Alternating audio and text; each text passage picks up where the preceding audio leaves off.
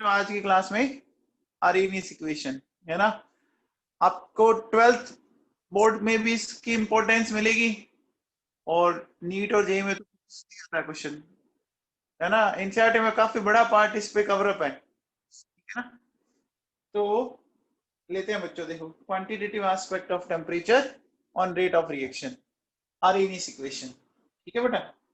तो देखो बच्चों, ये वाली जो इक्वेशन है ना, e की power minus E by R T, ठीक है, ये आर्हेनियस इक्वेशन है। अब एक खास बात कि आप ध्यान रखना बेटा, आपको इसका डेरिवेशन आपके सिलेबस में है नहीं, है ना।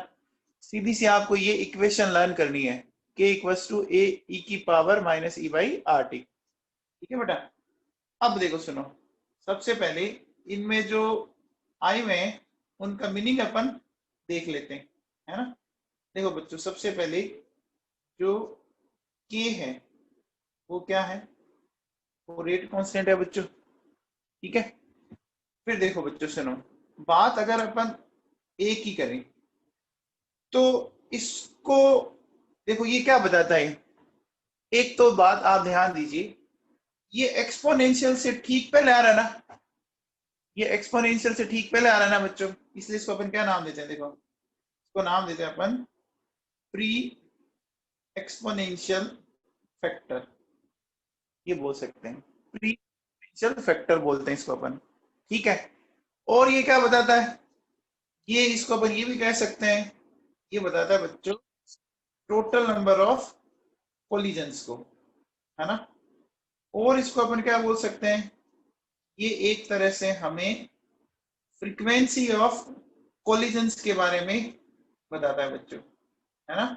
ये किसके बारे में बताता है, फ्रीक्वेंसी ऑफ कोलिजन्स के बारे में। समझ में आएगी बात। देखो ये एक्सपोनेंशियल से पहले आ रहा है, इसलिए प्री एक्सपोनेंशियल फैक्टर। ये टोटल नंबर ऑफ कोलिजन्स को एक्सप्लेन करता है बच्चों, ठीक है ना। ये टोटल नंबर ऑफ कोलिजन्स को एक्सप्लेन करता है और फ्रीक्वेंसी ऑफ कोलिजन्स को भी ये बता सकता है। एक ही बात है सारी कुछ, ठीक है। अब देखो बेटा, क्या मैं ऐसा कह सकता हूं कि unit of A similar to unit of k, बोलो सही बात है। क्योंकि देखो बच्चों, एक्सपोनेंशियल या लॉग की कोई यूनिट नहीं होती है, तो फिजिक्स के अकॉर्डिंग लेफ्ट साइड और राइट साइड दोनों की यूनिट एक जैसी होगी बच्चों, होगी ना बच्चों। तो आप बताओ, आपने बच्चों यूनिट पढ़ी की, क्या पढ़ी थी बताओ, mole 1 minus n, litre n-1 and second inverse, याद है। ये मैं पढ़ा चुका हूं और इसकी इंपॉर्टेंस आप ऑलरेडी देख चुके हो बच्चों, है ना। ये बड़ा इंपॉर्टेंट है, के की यूनिट आपकी बहुत काम आती है बच्चों, याद है ना।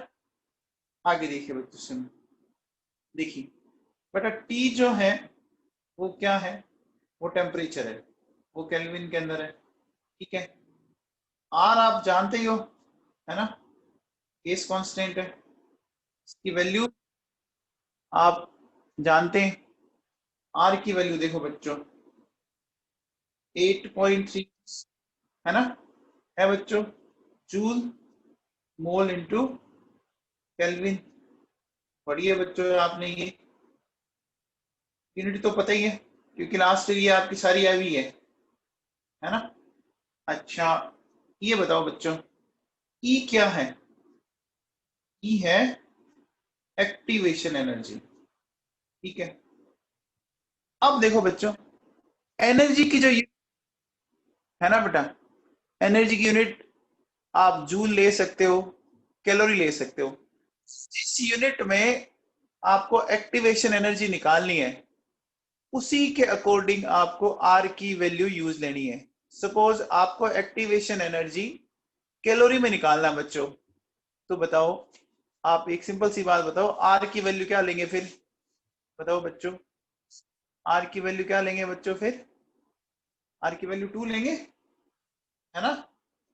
आर की वैल्यू 2 आएगी बच्चों, कैलोरी के अंदर आर की वैल्यू 2 होती है और जूल के अंदर हमने ये लिखा ही है, ठीक है बेटा। इतना कुछ समझ में आया। ये तो सिंपल सिंपल से जो मीनिंग है वो मैंने एक्सप्लेन कर दिया आपको। अब एक चीज बताओ बच्चों मेरे को, है ना, ये वाला जो फैक्टर है ना, ये जो इस पूरे फैक्टर को बच्चों बोलते हैं अपन, ये क्या बताता है देखो, ये बताता है बच्चों फ्रैक्शन ऑफ एक्टिवेटेड मॉलिक्यूल्स को। क्या बता, फ्रैक्शन ऑफ एक्टिवेटेड मॉलिक्यूल्स को। समझ आ रही बात? ये एक्टिवेटेड मॉलिक्यूल्स के फ्रैक्शन को बता रहा है। ये बच्चों समझ पा रहे हैं आप? एक्टिवेटेड मॉलिक्यूल्स, ऐसा सोचो, देखो बेटा, मान लो 100 को, है ना, 100 बॉयज की एक क्लास थी। मान लीजिए नीट या जेई के पेपर में, सपोज मान लो मैंने आईआईटी जेई के पेपर की बात की, तो उस 100 में से मान लीजिए 20 बच्चों को आईआईटी जेई का कॉलेज मिल गया, तो अपन ये कह सकते हैं कि वो जो 20 स्टूडेंट है वो हमारे लिए एक्टिवेटेड हो गए ना बच्चों। हो सकता है उसमें से मान लो 30 स्टूडेंट को नीट का अकॉर्डिंग कॉलेज मिल गया, तो अपन ये भी कह सकते हैं कि वो एक्टिवेटेड हो गए। वैसे एक्टिवेटेड देखो, कल हमने इस ग्राफ में डिस्कस किया था बच्चों, याद कीजिए, एक्टिवेटेड मॉलिक्यूल्स, ठीक है ना। ये कल ग्राफ समझाया था बच्चों मैंने आपको, है ना। तो अब देखो बच्चों सुनो, ये जो मैंने फैक्टर लिखा है ना, इसमें एनसीईआरटी में क्वेश्चन दे रखा है बेटा, और वो क्वेश्चन अब कभी ना कभी आपके एग्जाम में पक्का टपकेगा, है ना। एनसीईआरटी में सोल्ड एग्जाम्पल है। तो मैं इसको देखो ऐसे लिख रहा हूं, ध्यान से सुनना। कि दिया बच्चों, मैंने लिखा Na/NT। ये क्या मतलब हुआ, देखो सुन, Na का मतलब हुआ आपके एक्टिवेटेड मॉलिक्यूल्स, ठीक है, और Nt का मतलब हुए टोटल नंबर ऑफ मॉलिक्यूल्स, ठीक है बच्चों। Na का मतलब एक्टिवेटेड मॉलिक्यूल्स, और Nt का मतलब टोटल नंबर ऑफ मॉलिक्यूल्स। जैसे 100 बॉयज की, ना, 100 स्टूडेंट की क्लास थी, 20 बच्चे सेलेक्ट हो गई, है ना, तो Nt की वैल्यू हो गई 100 और Na की वैल्यू हो गई 20 होगी बच्चों। अब देखो बेटा सुनो, अगर मैं इसका लोग लू बाई टेकिंग लोग, अगर मैं लोग लू तो लोग लेने पर देखो बच्चों क्या हो जाएगा, Na/Nt, ठीक है। अच्छा, अभी मुझे बेस ई पे लेना पड़ेगा, सीधी सीधी बात है, क्योंकि देखो इधर क्या है, ई की power minus E by R T, तो बोलो ये क्या आ जाएगा, ये आ जाएगा बच्चों, आएगा। अब बताओ बच्चों, बेस ई को बेस 10 में चेंज करना है हमें, तो हम इसको 2.303 से मल्टीप्लाई कर दें, है ना बच्चों, ये आ जाएगा मेरे पास, ठीक है। तो यहां से देखो लोग Na/Nt, क्या आ गया देखो मेरे पास, माइनस ई 2.303 आर टी, आया कि नहीं आया बच्चों। अब ये जो मैंने बताया ना बेटा, ये एनसीईआरटी में दिया हुआ है, एनसीईआरटी में इस पे क्वेश्चन दे रखा है, और वो क्वेश्चन कभी न कभी आपको एग्जाम में जरूर पूछा जाएगा। देखो क्या क्वेश्चन दे रखा है, मैं बताता हूँ। देखो वो कहता है बच्चों, टेम्परेचर है 581 केल्विन, और एक्टिवेशन एनर्जी उसने दे रखी है 11.119 किलो जूल, ठीक है। Then calculate fraction of activated molecules, ठीक है बच्चों, फ्रैक्शन ऑफ एक्टिवेटेड मॉलिक्यूल्स, है ना। तो बेटा कैसे करेंगे, चलो अपन इसकी वैल्यूज को पुट करें। तो देखो बच्चों, माइनस ये हो गया 11.119 इंटू 10⁻3। अब बताओ बच्चों, आर की वैल्यू क्या लूं, जतिन बता भाई। देखो बच्चों ये जूल में ना, तो आर की वैल्यू भी हमें जूल में लेनी पड़ेगी, ठीक है। टेम्परेचर ये दे रखा है बच्चों। अब बेटा जब आप इसको सोल्व करते हो, है ना, सोल्व करने पर ये वैल्यू आई -1, ठीक है बेटा। अब बताओ मेरे को कि log Na/Nt इसकी वैल्यू आ रही है -1। तो बताओ Na/Nt क्या लें, कौन बताएगा? वेरी गुड मुदिता जोशी, बहुत बढ़िया बेटा। आप एक बार बताओ बच्चों, देखो log 10 की पावर 1 मान लो ऐसे लिखी मैंने, तो ये 1 आ जाता। और अगर मैंने log 10 की पावर -1 रखी तो ये आ जाएगा ना बच्चों, की पावर आगे आ जाती है। इसका मतलब मैं ऐसा कह सकता हूं कि Na/Nt की वैल्यू 10 की पावर -1 है कि नहीं है? है बच्चों? या मैं इसको ऐसा बोल सकता हूं कि 1/10, या मैं कह सकता हूं 0.1। बोलो बच्चों, तो बताओ फ्रैक्शन ऑफ एक्टिवेटेड मॉलिक्यूल्स 0.1 आ गया क्या? बोलो, फ्रैक्शन आ गया। अब बताओ, अगर फ्रैक्शन 0.1 है तो एक्टिवेटेड मॉलिक्यूल्स बताओ, परसेंटेज बताओ, कितना हो गया? 10% हो गया। यानी 10% जो मॉलिक्यूल है वो एक्टिवेटेड मॉलिक्यूल्स है, और एक्टिवेटेड मॉलिक्यूल्स ही प्रोडक्ट में कन्वर्ट होते हैं। क्या था बच्चों? बोलो बेटा, है ना? अब देखो बेटा, अपन अगर आगे चले, ये इक्वल्स टू, हमने ऐसा लिख रखा है। अब देखिए, अगर बेटा मैं इसको ऐसे लिख दूं, ऐसा लिख सकता हूं बच्चों। अब मुझे एक चीज बताओ, थोड़ा सा ढंग से समझना आप बेटा। अगर आप टेम्परेचर बढ़ा रहे, तो मुझे बताओ E/T, ये वैल्यू क्या होगी? ये डिक्रीज करेगी ना? बोलो बच्चों, E/RT डिक्रीज करेगी। ये अगर डिक्रीज करेगी तो इसकी जो ये पावर है, बोलो बच्चों, ये भी ये भी डिक्रीज करेगी कि नहीं करेगी बच्चों? करेगी। अब जब ये डिक्रीज करेगी, ओवरऑल वैल्यू आप कह रहे हो डिक्रीज करेगी, तो बच्चों बताओ के की वैल्यू क्या होगी? बताओ, के की वैल्यू इंक्रीज होगी बच्चों? आया कुछ समझ में मामला, है ना बेटा? अब आप एक बात ध्यान से सुनो बेटा, कि यहाँ पर ये जो चेंज हो रहा है ना, वो बेटा एक्सपोनेंशियली हो रहा है। ये थोड़ा सा आप चेक कर लेना, है ना? क्योंकि ई की पावर की फॉर्म है ना, एक्सपोनेंशियल है बच्चों। तो जब अपन इसको ग्राफ के फॉर्म में प्लॉट करते हैं ना बेटा, के को और टी को, तो बेटा इसका ग्राफ कुछ इस तरह से आएगा। ये ग्राफ बच्चों IIT JEE 2010 में पूछा जा चुका है ना? ये वाला ग्राफ IIT JEE 2010 में आ चुका है।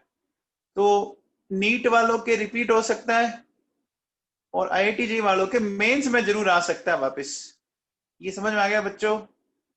बोलो बेटा, ये बात समझ में आई क्या? बोलो। अब एक चीज बताओ बच्चों मेरे को, हमारी इक्वेशन ये चल रही है, ये इक्वल्स टू ये चल रही है। देखो बेटा, अगर मान लीजिए मैं आपसे ये बोलूं कि ई की वैल्यू अगर 0 हो जाए, है ना बेटा? बताओ, ई की वैल्यू 0 अगर हो जाए तो किसी की पावर 0 का मतलब क्या होगा? बोलो बच्चों, 1 होता है। तो क्या मैं ऐसा कह सकता हूं कि किसके इक्वल आ गया? के किसके इक्वल आ गया? एक इक्वल आ गया ना? आ गया बच्चों, कि एक इक्वल आ गया। इसका आप मीनिंग समझ पा रहे हैं? इसका आप मीनिंग समझ पा रहे हैं कि एक्टिवेशन एनर्जी 0 हो गई, मतलब कोई बैरियर है ही नहीं। तो बेटा अगर कोई बैरियर है ही नहीं, तो जितनी भी कोलिजन होगी वो सारी की सारी बच्चों किसमें कन्वर्ट होगी? बताओ, इसका मीनिंग यही हुआ ना, सारी की सारी बच्चों प्रोडक्ट में कन्वर्ट होगी ना। चेक करो, देखो, हमने बोला कि कोई बैरियर है ही नहीं। भाई आपको कोई ये कह दे कि हमने कोई पासिंग मार्क्स डिसाइड किए ही नहीं, किसी के कितने ही मार्क्स आ जाए, सारे बच्चे पास होंगे। आपने देखा होगा लोअर क्लासेस में सारे बच्चों को पास किया जाता है। इसका मीनिंग क्या होता है बताओ? लोअर क्लासेस में आपने देखा होगा ना, पहले 8th तक सारे बच्चों को पास कर दिया जाता था। याद है क्या? अरे ऐसा होता है अपने। इसका मतलब क्या हो गया कि किसी के कितने भी नंबर आ रहे हैं, है ना, वो बच्चा पास है है ना। तो ये बेटा ये क्वेश्चन आपका नीट में आया हुआ है, ये किसी टाइम नीट में आया हुआ क्वेश्चन। अब बच्चों एक चीज बताओ मेरे को, है ना, मैं अगर ये बोलूं, देखो इस चीज को थोड़ा सा मैं ग्राफ से समझाने की कोशिश करता हूं। देखो इधर तो अपन ने ले ली एनर्जी और इधर अपन ने ले ली प्रोग्रेस ऑफ रिएक्शन। देखो बेटा, सपोज मैंने एक ग्राफ ऐसे बनाया, है ना, फिर एक ग्राफ ऐसे बनाया और एक ग्राफ मैंने इस तरह, ठीक है, ये 3 ग्राफ है।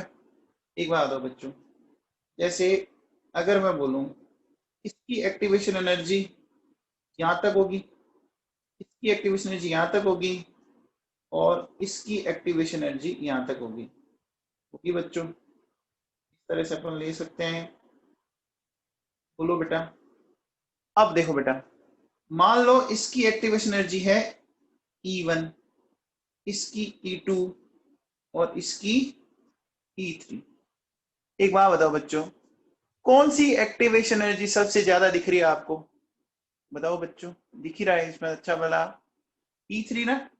तो क्या मैं इस डायग्राम को देख के मैं ऐसा कह सकता हूं E3 greater than E2 greater than E1? अब बच्चों बताओ, जितनी ज्यादा एक्टिवेशन एनर्जी होगी, है ना, आप ये देखिए बच्चों, हमारी इक्वेशन ये है ना बच्चों। अब बताओ, जब E की वैल्यू ज्यादा तो E की पावर E/RT भी ज्यादा होगा ना, क्या ये बात सही है?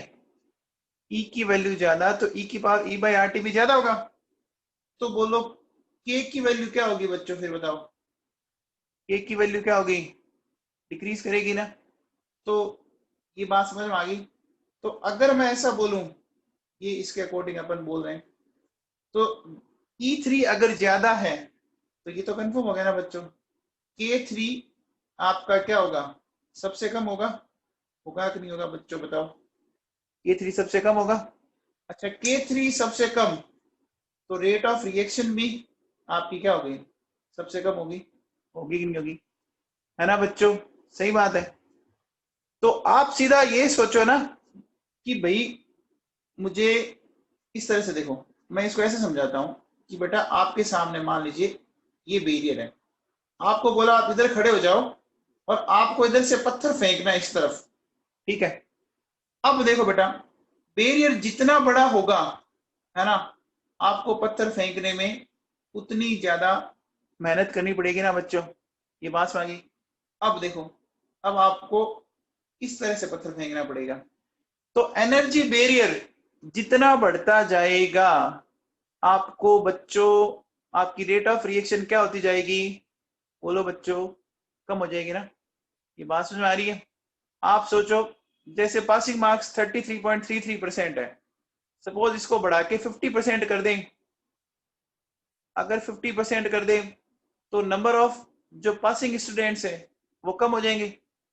आप सोचो इसको बढ़ा के अगर मान लीजिए 70% कर दें तो और कम हो जाएगा ना बच्चों। ये बात समझ में आ रही है मैंने क्या बोला आप लोगों को? बोलो बच्चों। तो जितनी ज्यादा एनर्जी बैरियर होगा, है ना, आपकी रेट ऑफ रिएक्शन उतनी कम आ जाएगी बच्चों, ठीक है बेटा। अब देखो, अगर मैं एक ऐसा क्वेश्चन बोलूं कि मेरे पास बच्चों ये है, ये दे रखा है, ये कहता है calculate activation energy in calorie. बताओ बच्चों कैसे करेंगे एक्टिवेशन एनर्जी इन कैलोरी? तो कैसे करूंगा बच्चों? सिंपल सी बात है, मैं इसको कंपेयर कर लेता हूं। देखो कर लूं, इस इक्वेशन से कंपेयर कीजिए। तो कंपेयर करेंगे ना, तो बेटा आपको दिख रहा होगा -E/RT, ये किसके को आ गया? आ गया बच्चों इस तरह से, है ना। T से T cancel, minus minus plus हो गया, तो E की वैल्यू क्या आ गई? देखो आ गई बच्चों। अब आपको कैलोरी में पूछा है, तो इसलिए मैंने क्या किया, R की वैल्यू बच्चों 2 रख दी। कि ये बात समझ में आ गई सबको? मेरे हिसाब से सिंपल सी बात है, कोई दिक्कत नहीं। ठीक है बेटा। अब देखो और क्वेश्चन क्या बना सकता है ना, इस बेसिक इक्वेशन पर। देखो बेटा, ये कह रहा है कि एक इक्वेशन है, उसके लिए बच्चों ये वैल्यू आ रही है e की पावर -3000/t। ठीक है बेटा। फिर आपको कह रहा है एक और इक्वेशन है, इसके लिए वैल्यू ये आ रही है। ठीक है। अब देखो बेटा, सुनो, मान लीजिए ए से प्रोडक्ट बन रहा है, ठीक है, और बी से भी प्रोडक्ट बन रहा है, ठीक है, और दोनों फर्स्ट ऑर्डर की काइनेटिक्स है बच्चों। ठीक है, दो इक्वेशन है बच्चों, ए से प्रोडक्ट, बी से प्रोडक्ट। ठीक है, फर्स्ट ऑर्डर की काइनेटिक्स है। तो ये क्या कहता है कि इसमें क्या है, ये कहता है बच्चों initial concentration of A and B is similar, है ना, ये सिमिलर है। तो आपको बताना है कि calculate temperature where both reactions have same rate of reaction। बताओ बच्चों, ये ऐसा बोल रहा है, कुछ समझ में आया? Initial concentration of A and B is similar, then calculate temperature where both reactions have similar rate of reaction। अब बेटा देखो इसमें कैसे करेंगे। देखो बच्चों, क्या मैं ऐसा कह सकता हूं कि पहले की जो रेट है उसको मैं ऐसा लिख सकता हूं, है ना बच्चों, फर्स्ट ऑर्डर के अकॉर्डिंग ऐसा लिख सकता हूं बच्चों, एंड सेकंड को मैं ऐसा लिख सकता हूं क्या? बोलो बच्चों, लिख सकता हूं, लिख सकता हूं बच्चों।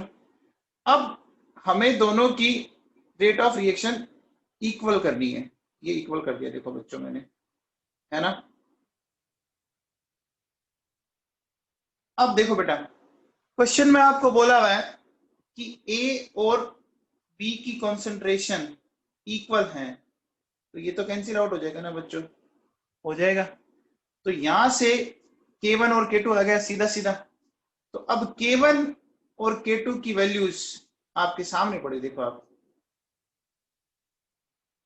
ये तो है बच्चों। बोलो बेटा, अब आप इसको सोल्व कर लो। तो बेटा जब आप इसको सोल्व करोगे, देखो इधर 10 की पावर 16, इधर 10 की पावर 15, सोल्व करेंगे तो इधर 10 ही बचेगा सिर्फ। और इसको अगर मैं इधर पटक देता हूं तो बेटा कितना आएगा बताओ? ये आ जाएगा क्या? सोल्व करने पर ये आएगा बच्चों, ये -3000 ऊपर जाएगा तो ये प्लस में बन जाएगा, वो माइनस का 2000 है, ये बचेगा बच्चों। अब देखो बेटा, अपन क्या करते हैं, इसका लोग ले लेते हैं। तो बेस ई पे लेना पड़ेगा हमें, है ना। इस बेस ई को बेस 10 में चेंज करने के लिए मैंने ये किया बच्चों। बोलो बेटा, और अब बताओ कि टेम्परेचर क्या आ जाएगा? 1000/2.303 log 10, ये वैल्यू बना दी, इस टेम्परेचर पर आ जाएगा। क्या ये क्वेश्चन समझ में आया? क्या ये क्वेश्चन समझ में आया बच्चों? बोलो बेटा। ये भी क्वेश्चन आपके नीट में आया हुआ है, ये भी क्वेश्चन नीट में आया हुआ है, और ये किसी जमाने में पहले आईआईटी जेई में आया हुआ था, तो ये आईआईटी जेई से कॉपी करके आपके नीट के एग्जाम में आया हुआ है। देख हर्ष, अगर ए की वैल्यू डिफरेंट होगी तो फिर वो आपको कैलकुलेशन करके निकालना पड़ेगा, निकल जाएगा। वैसे वो कॉम्प्लेक्स हो जाएगी, ऐसे क्वेश्चन जनरली देंगे नहीं आपको इस लेवल पे, है ना। ऐसे क्वेश्चन जनरली आपके आते नहीं इस लेवल पे, ना तो नीट में आते ना जेई में आते। ठीक है बच्चों, इतना समझ में आ गया? अब देखो बेटा सुनो, अगला क्वेश्चन देखो, फंडामेंटल इक्वेशन पे क्या बना सकते हैं। ये कहता है कि बच्चों एक रिएक्शन है ना, अपन कह रहे कि एक रिएक्शन है, देखो बच्चों, है ना, ये आपकी 3 स्टेप में कंप्लीट हो रही है। ठीक है बच्चों, तो अब देखो सुनो, इसने स्टेप लिख दिया फर्स्ट, सेकंड एंड थर्ड। ठीक है, इनकी इसने एक्टिवेशन एनर्जी लिख दी। देखो बच्चों 40, 50, 60 किलो जूल। ठीक है, इनके रेट कांस्टेंट लिख दिया बच्चों। देखो K1, K2, K3। समझ पा रहे? ये 3 स्टेप समझ में आएगा। अपन ने थोड़े दिन पहले बच्चों एनर्जी प्रोफाइल बनाए थे। देखो ये इस तरह याद करो, ये देखो ये आपके सामने दिख रहा है। तो सबकी एक्टिवेशन एनर्जी अलग अलग है ना बच्चों, देखो, है ना बेटा? अरे सुन रहे हो क्या? तो इसने क्या किया, इसने हर स्टेप की एक्टिवेशन एनर्जी दे दी बच्चों, है ना बच्चों? और रेट कांस्टेंट भी दे दिया।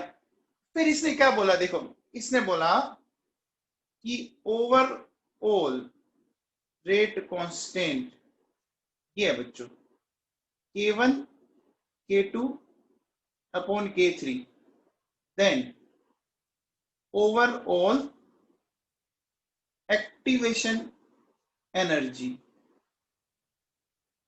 क्या होगी, ये आपको बताना है बच्चों। तो बहुत ही आसान सा क्वेश्चन है ये, है ना? इसको देखो मेथड से कैसे करेंगे, है ना बेटा? और इसमें फिर एक सिंपल सा फंडा बताऊंगा मैं, वो अपन दोनों अप्लाई करते हैं। तो पहले तो बच्चों बताओ, ये K की वैल्यू इसने ऐसे दे रखी है, देखो K1, K2, K3, है ना बच्चों? वेरी गुड कुणाल, हर्ष, है ना?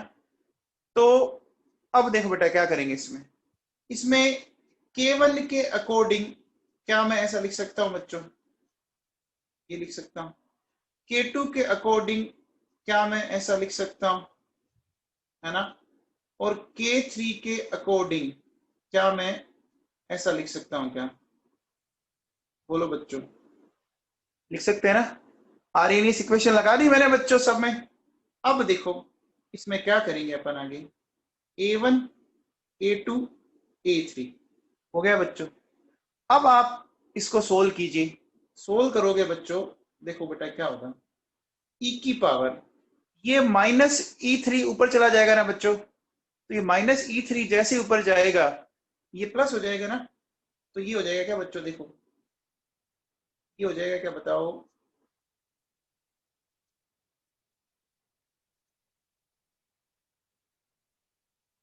बेटा ये सोल्व तो करना आता है ना ऐसे, किसी को मैथ्स के अकॉर्डिंग दिक्कत तो नहीं है?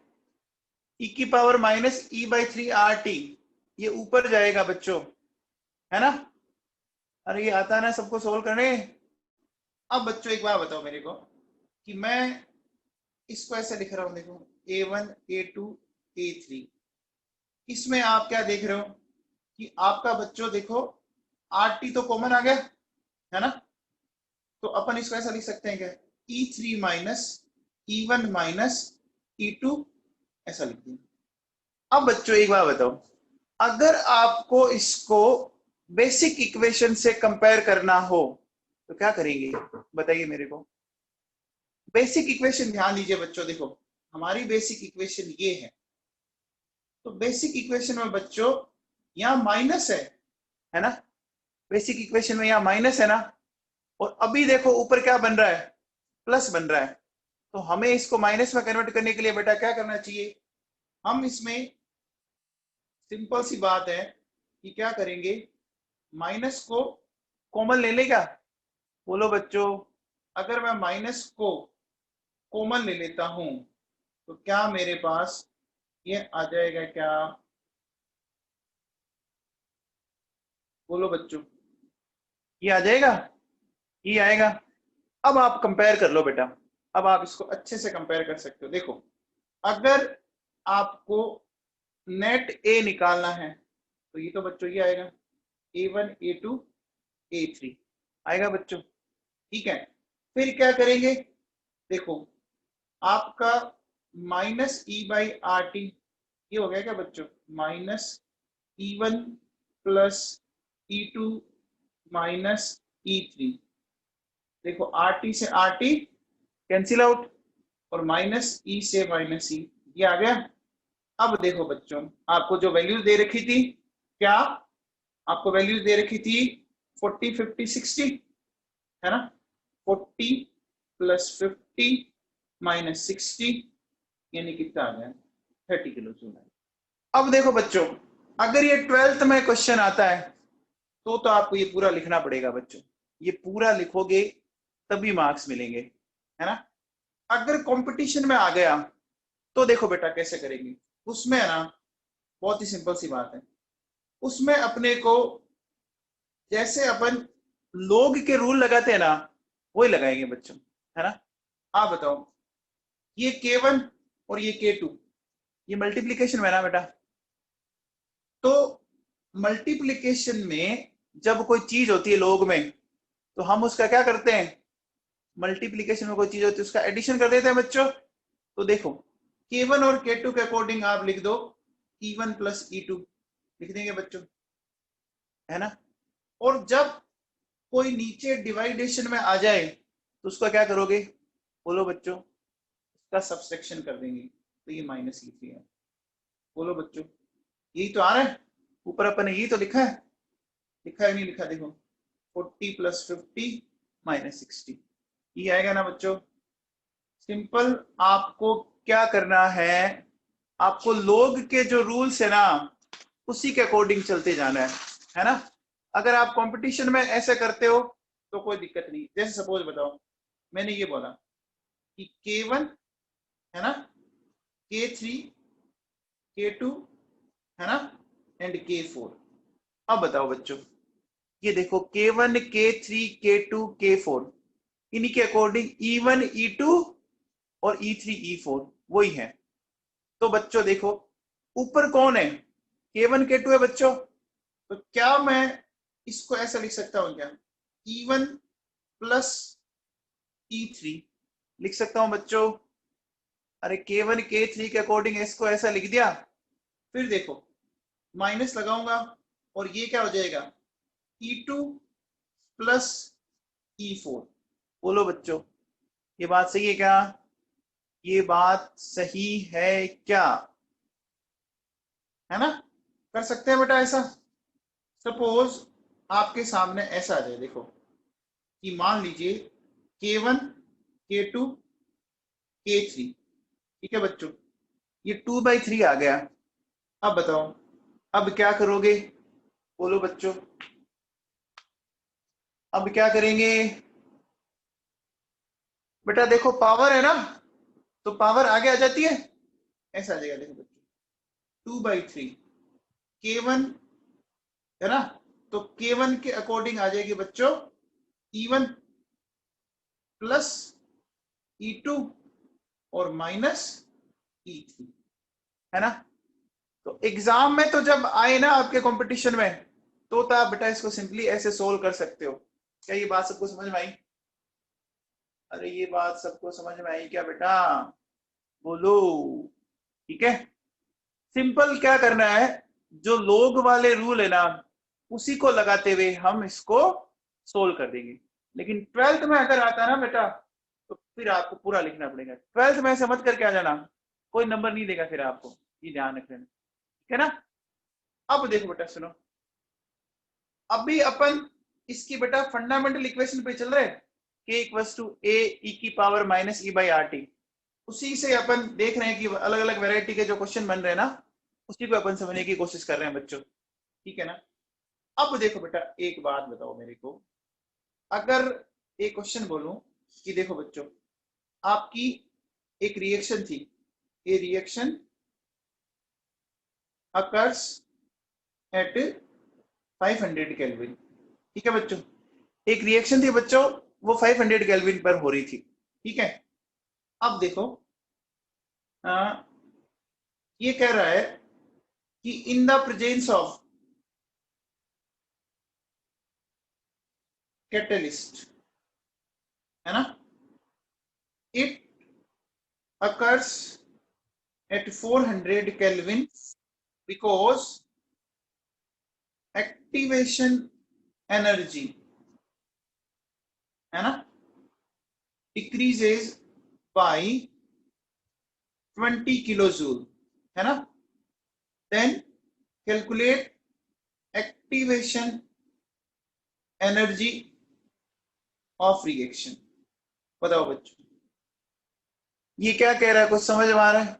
कि कोई एक रिएक्शन थी बच्चों, वो 500 केल्विन पे हो रही थी, लेकिन जैसे आपने कैटलिस्ट लिया वो 400 केल्विन पे होने लग गई। कितना समझ में आया? ऐसा क्यों हुआ बच्चों, बताओ, बोलो बच्चों, ऐसा क्यों हुआ? 400 केल्विन पे क्यों होने लग गई? हाँ, क्या करता है कैटलिस्ट? आपके एक्टिवेशन एनर्जी को कम करता है ना, क्योंकि बैरियर छोटा हो गया, है ना। अब देखो बेटा, सुनो, इसको अपन कैसे सोल्व करेंगे? बड़ा सिंपल सा लॉजिक है। हम ये कह रहे हैं, ध्यान रखना इस कंडीशन में, ये ध्यान रखना दोनों कंडीशन में रेट ऑफ रिएक्शन तो वही है, बस टेम्परेचर चेंज हो गया। तो मैं इसको ऐसा लिख सकता हूं बच्चों, देखो, के पी और के ए। पी का मतलब प्रेजेंस हो गई और ए का मतलब अब्सेंस हो गई, है ना। Presence of catalyst and absence of catalyst. ठीक है बेटा। अब देखो बेटा, सुनो, ये अपन इसको ऐसा लिख सकते हैं, ईपी आर टीपी, और इसको अपन ऐसा लिख सकते हैं, ई ए आर टी ए। बोलो, ये कैंसिल आउट हो गया। अब देखो बच्चों, दोनों तरफ ही ये एक्सपोनेंशियल फॉर्म है, तो क्या बेटा मैं इसको ऐसा लिख सकता हूं? क्या लिख सकता हूं बच्चों? बोलो बेटा, ये आर से आर कैंसिल हो गया, माइनस माइनस प्लस हो गया, तो मेरे पास जो चीज आई वो ये आई। बोलो बच्चों, आई? आई बच्चों? अब मुझे एक बात बताओ, किसी भी रिएक्शन की रियल एक्टिवेशन एनर्जी कौन सी होती है? कैटलिस्ट के प्रेजेंस वाली या अब्सेंस वाली? बताओ, अब्सेंस वाली होगी ना बच्चों। भाई सोचो, एक ऐसा पेपर है ना, जिसकी आंसर की सब बच्चों को दे दी जाए एक साथ, तो क्या डिफरेंशिएट कर पाएंगे क्या? आंसर की से तो सारे बच्चे भर देंगे, लेकिन उसी पेपर को आप बिना आंसर की क्या करवाओ, पता लग जाएगा आपको, है ना। तो रियल पिक्चर तो बिना आंसर की, यानी बिना कैटलिस्ट पता लग रही है। तो आप मुझे एक बात बताओ, ये जो ईपी है, क्या ये ऐसा क्वेश्चन में बोला है कैसने? देखो बच्चों, है ना, activation energy decreases by 20 kilo joule, बोला ना बच्चों, ठीक है। और प्रेजेंस में टेम्परेचर 400, इसको ये लिख दो, और ये कितना था? 500 था। सोल्व कर लेंगे क्या बच्चों? आसान सी कैलकुलेशन है, सोल्व करने पे बच्चों कितना आ रहा है बताओ? इसकी एक्टिवेशन एनर्जी कितनी आ रही है बच्चों? 100 आ गई, वेरी गुड। ये बच्चों आ जाएगी 100 किलो जूल। समझ में आ गया? तो इसकी एक्टिवेशन एनर्जी आई बच्चों 100 जूल। ठीक है। अब एक चीज बताओ, देखो, इसमें ना एक बहुत बड़ा मिसकंसेप्शन है।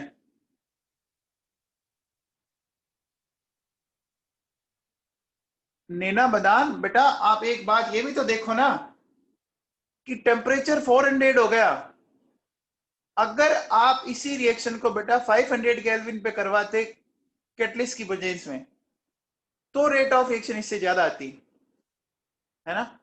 उसी रेट ऑफ रिएक्शन से तो 400 केल्विन पर ही और जा रही है ये। समझ में आ रही है बात? ठीक है ना। अब देखो बेटा, सुनो, एक बात बताओ, देखो, एक बहुत ही बड़ा मिसकंसेप्शन मैंने जो बच्चों में देखा है, जैसे मैं आपसे बोलूं बच्चों, टेम्परेचर बढ़ाने से रेट ऑफ रिएक्शन बढ़ती है, बढ़ती है क्या? बोलो बच्चों, टेम्परेचर बढ़ाने से रेट ऑफ रिएक्शन बढ़ती है, कौन सी रिएक्शन के लिए? एंडोथर्मिक, एक्सोथर्मिक, और बोथ? बताओ बच्चों, एंडोथर्मिक, एक्सोथर्मिक और बोथ। ये सबसे बड़ा मिसकंसेप्शन होता है बच्चों कि जब आप टेम्परेचर बढ़ा रहे हो ना, तो कोई सी भी रिएक्शन आ जाए, चाहे वो एंडोथर्मिक है चाहे वो एक्सोथर्मिक है, दोनों का बढ़ेगा। ये दिमाग में फिट कर लेना। अभी इसको मैं एक्सप्लेन करता हूं, मेरी बात को वापस सुन लो बच्चों। मैंने ये बोला कि अगर आप टेम्परेचर बढ़ा रहे हो, है ना, तो चाहे रिएक्शन आपकी एंडोथर्मिक है चाहे एक्सोथर्मिक है ना, दोनों कंडीशन में रेट ऑफ रिएक्शन बढ़ेगी। अब आप कहोगे सर ये क्या मतलब हुआ? देखो मैं समझाता हूं बेटा। ये लिखा मैंने, पहले एक बात बताओ बच्चों, एंडोथर्मिक और एक्सोथर्मिक आप डिसाइड किससे करते हो? कौन बताएगा? एंडोथर्मिक एक्सोथर्मिक डिसाइड अपन डेल्टा एच से करते हैं ना, डेल्टा एच से करते हैं ना बच्चों। क्या आरेनियस इक्वेशन में कहीं डेल्टा एच दिख रहा है? आपको आरेनियस इक्वेशन में डेल्टा एच दिख रहा है? मुझे तो नहीं दिख रहा, और आपको भी नहीं दिख रहा होगा शायद। तो फिर आपने कैसे डिसाइड कर लिया कि सिर्फ एंडोथर्मिक के लिए? बोलो बच्चों, बताओ भाई। हम्म, बोलो बेटा, ये बात समझ में आई क्या? अरे समझ में आई बच्चों। तो ध्यान रखना कि अगर अपन टेम्परेचर बढ़ाएं तो के बढ़ेगा, यानी रेट ऑफ रिएक्शन बढ़ेगी for both endothermic and exothermic reaction. अरे बच्चों ये बात नहीं, क्योंकि मैं ऐसा इसलिए बोल रहा हूं, देखो, because endo and exothermic nature is decided by delta H, and in Arrhenius equation there is no use of delta H। क्या अभी भी नहीं समझ में आया बच्चों? बोलो बेटा। अरे बात समझ में आई क्या? सारांश सिंह वो भी आएगा, अभी थोड़ी वेट कर, अभी बताते हैं तेरे को ली चटले प्रिंसिपल के अकॉर्डिंग भी, है ना। ली चटले प्रिंसिपल कब लगाता है सारांश सिंह? इक्विलिब्रियम पे लगाते हैं ना। इक्विलिब्रियम पे तो बेटा अपने को दोनों रिएक्शन लेनी पड़ेगी, फॉरवर्ड एंड बैकवर्ड। वो भी बताता हूं तेरे को, है ना। बेटा पहले इतना समझ में आया कि आप जब भी आरेनियस इक्वेशन यूज लें तो एंडोथर्मिक और एक्सोथर्मिक को भूल के यूज लें, ठीक है ना बेटा, क्योंकि मैंने देखा बच्चे इसमें बहुत गलतियां करते हैं, है ना। अब देखो बेटा सुनो, अब इसको अपन पूरा ढंग से एक्सप्लेन करेंगे, तो मैं इसको समझाने के लिए कुछ चीजें पहले और समझाता हूं, वापिस फिर इसी पॉइंट पे लौटूंगा मैं। बच्चों देखो, मैं अगर इसका लोग लेता हूं बाय टेकिंग लोग, ठीक है, इस इक्वेशन का, तो बच्चों ये हो जाएगा, क्या जाएगा बच्चों? इस इक्वेशन का लोग लेने पर ये आएगा ना, बेस ई पे लेना पड़ेगा क्योंकि ई की power minus E by R T है। बोलो बच्चों। अब एक बात बताओ, अगर मुझे ग्राफ बनाना पड़े किस किस के बीच में, देखो बच्चों, इसके बीच में बनाना पड़ेगा, तो बेटा मुझे एक चीज बताओ कि ये कैसा आएगा, ये ग्राफ कैसा आएगा? दिख रहा है? इसको आप ऐसे लिख लो, देखो बच्चों, ऐसे लिख सकते हैं।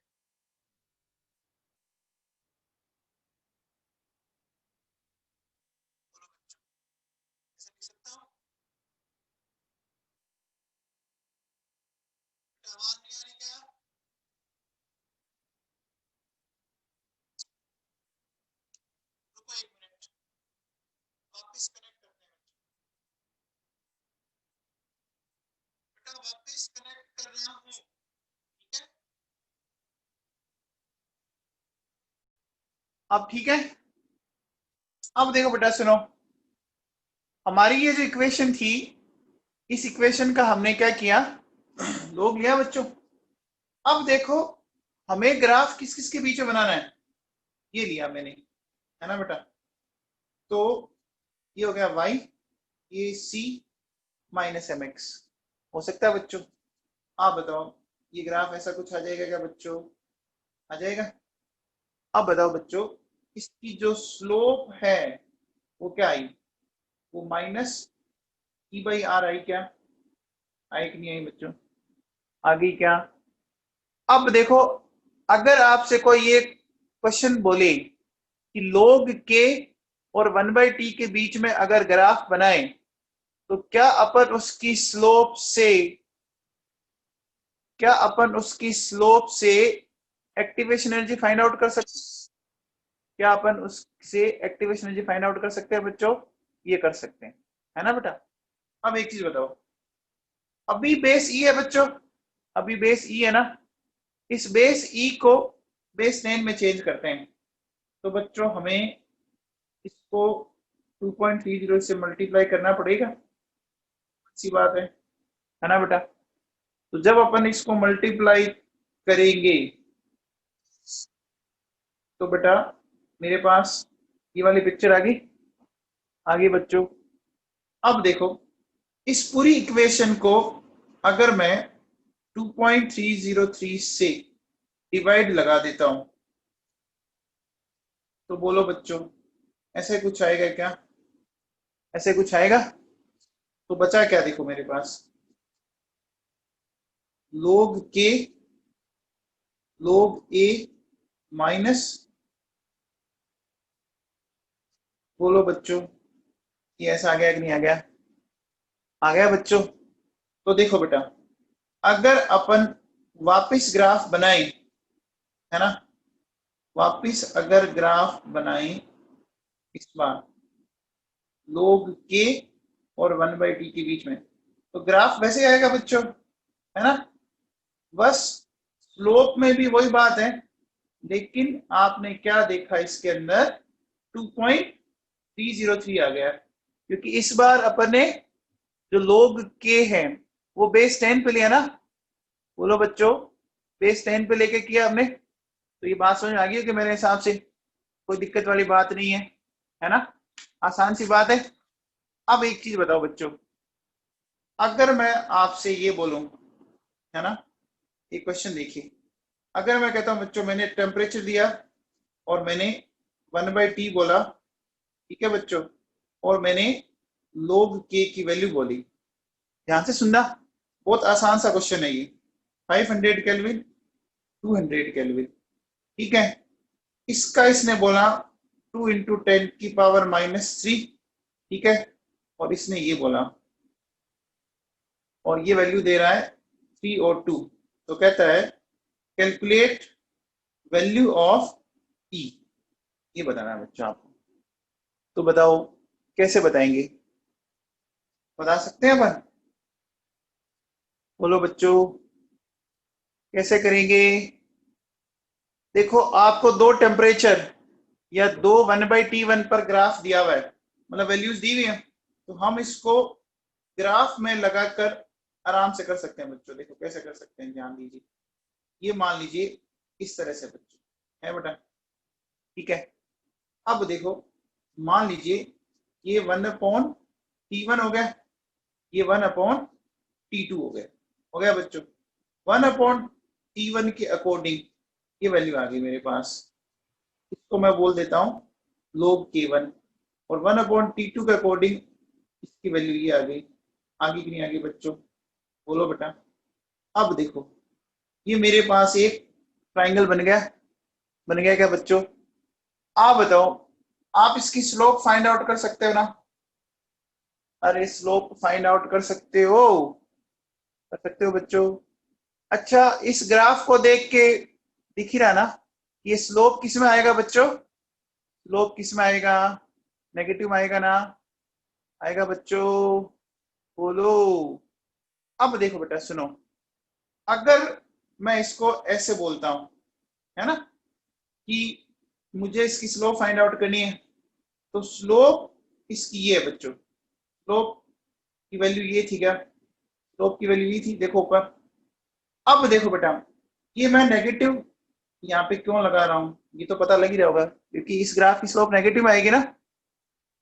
अब देखो बेटा, इसको सोल्व कैसे करोगे, स्लोप होती है टेन थीटा, टेन थीटा क्या हो गया आपका, डिवाइडेड बाई बेस हो गया। तो बच्चों बताओ, क्या मैं इसको ऐसा लिख सकता हूँ, t-2, देखो इसमें से एक की वैल्यू को आप t मान लो, ये 2 हो गया, और ये हो गया आपका 2 इंटू टेन की पावर -3, और ये हो गया 5 इंटू टेन की पावर -3।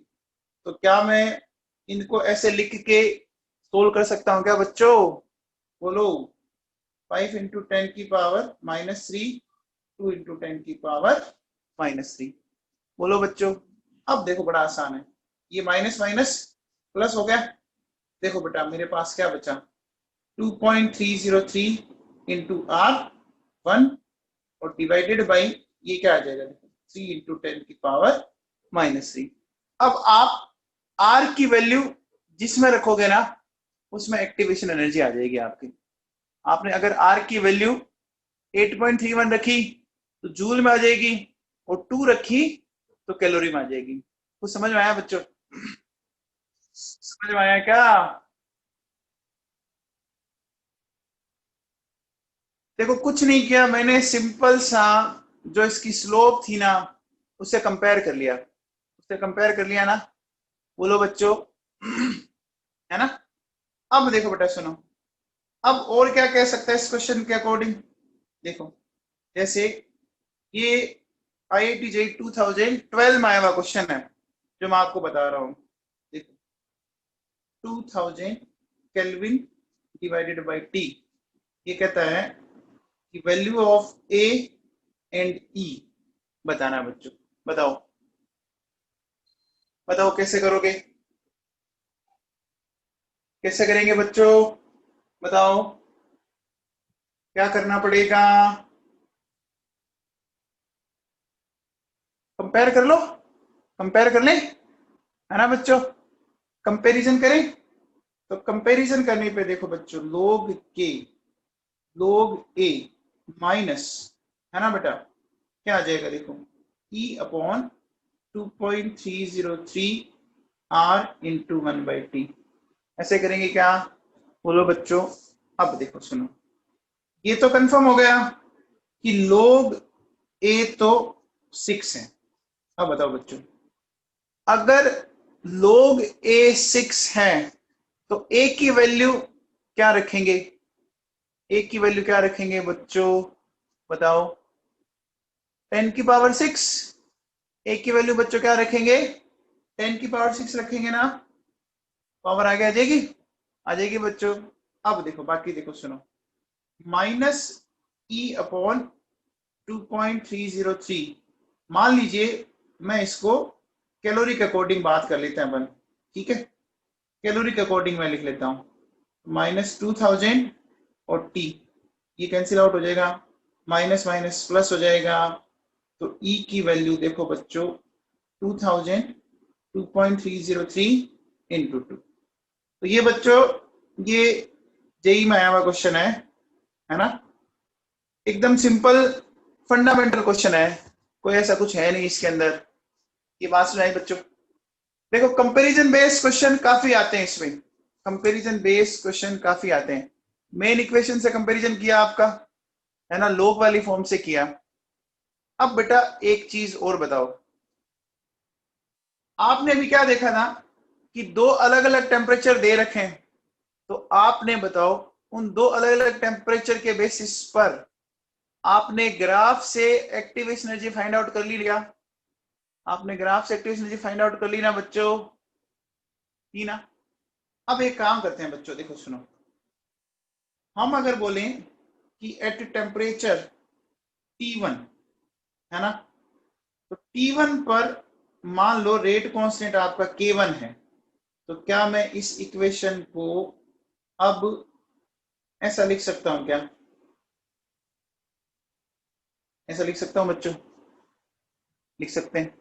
अब देखो अगर मैं बोलूं कि एट टेम्परेचर T2 केल्विन, तो देखो बच्चों, log K2 log A, है ना,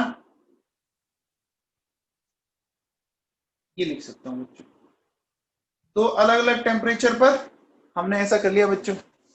अब बेटा एक बात बताओ, अगर मैं एक काम करूं, इक्वेशन 2 में से इक्वेशन 1 को माइनस करता हूं, तो बेटा एक चीज बताओ, log K2 minus log K1 आएगा बच्चों। इसको आप ऐसा भी लिख सकते हो बच्चों।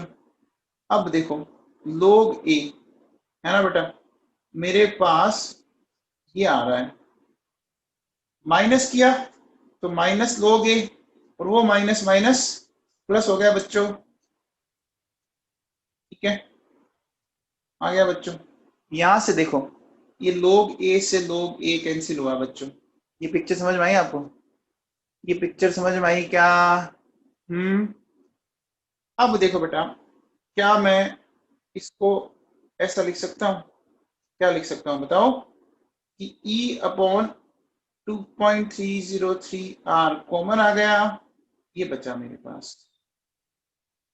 बोलो बच्चों, ये आएगा क्या? यही आएगा क्या? आएगा बच्चों? एक बात बताओ, अगर मैं आपसे बोलूं कि log K2 अपॉन K1, इसको अगर अपन सोल्व कर लें, तो बेटा ये आ जाएगा क्या? बोलो बच्चों, आ जाएगा? आ जाएगा। ये जो फॉर्म है ना, ये फॉर्म 12th में सबसे ज्यादा आता है। अगर 12th में आपका क्वेश्चन आता है ना, वो इस फॉर्म पे सबसे ज्यादा आता है बच्चों, है ना।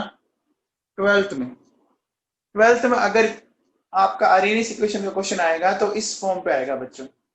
अब इसमें एक चीज सुनना बेटा, है ना, इसमें एक चीज सुनना। चीज क्या है? ध्यान से सुनिए बेटा। देखो, मुझे एक बात बताओ, अगर मैं बोलूं कि T1 एंड T2 मान लो कांस्टेंट कर दिया मैंने, एक बार T1 एंड T2 मैंने मान लो कांस्टेंट कर दिया बच्चों, समझ पा रहे हो मेरी बात?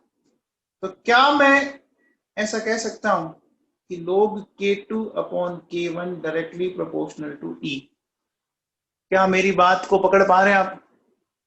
मैंने बोला T1 T2 कांस्टेंट, है ना, 2.303 आ तो बेटा वैसे कांस्टेंट होता है बच्चों। तो एक बात बताओ बेटा, अब मेरी चीज को थोड़ा ढंग से समझने की कोशिश करना, कि अगर मान लीजिए मैंने ये ग्राफ बनाया बेटा, देखो जैसे एक ग्राफ मैंने ये बनाया बच्चों, ठीक है, और एक ग्राफ मैंने ये बनाया, ठीक है। उसको थोड़ा समझने की कोशिश करना बेटा, आपको एक बहुत अच्छी चीज इसमें सीखने को मिलेगी, है ना। इधर वही आपकी एनर्जी है, ठीक है, इधर प्रोग्रेस ऑफ रिएक्शन है, वही energy and progress of reaction. आप देखो बच्चों, इसकी एक्टिवेशन एनर्जी E2 है और इसकी E1 है बेटा। अब बताओ, अगर मैं इन दोनों इक्वेशंस के लिए इक्वल टेम्परेचर राइज करता हूं, तो किसके लिए आपकी K की वैल्यू में ज्यादा ग्रोथ होगी? कौन बताएगा? हम्म, बोलो बच्चों, फर्स्ट इक्वेशन या सेकंड इक्वेशन? फर्स्ट या सेकंड? देखो बहुत सिंपल सी बात दिख रही है आपको। अगर आपने बताऊं कि देखिए, if T1 are constant for both reaction, है ना बच्चों।